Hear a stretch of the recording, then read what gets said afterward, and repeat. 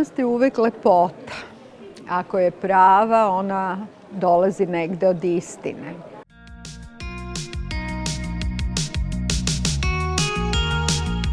U današnjem svetu, realnom, koji nije tako lak za život, mislim da je umetnost neophodna svakom čoveku, da u ovim trenucima je bitno da je svaki čovek sačuvao neki svoj humani potencijal i da jedino umetnost može da korespondira sa tom humanošću u čoveku.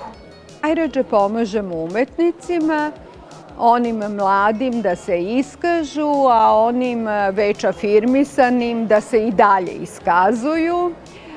Smatram da je njima najpotrebnija pomoć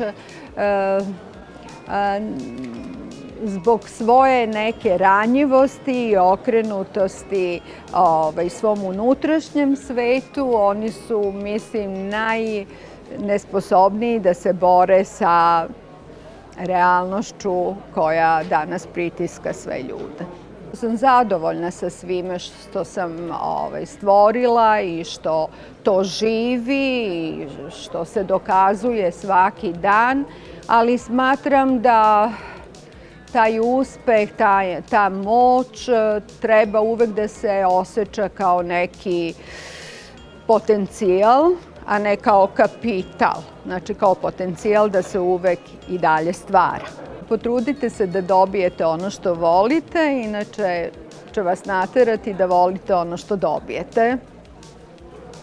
Jako volim da se setim, recimo, stare kineske mudrosti koji su smatrali da su ljubitelji vrta vredniji nego sam vrtlar, ili Marine Cvetajeve koja je govorila da podržati umetnost i inspirisati, da je to mnogo veći dar Božji i nadarenost od Boga nego sam sesti pa stvarati.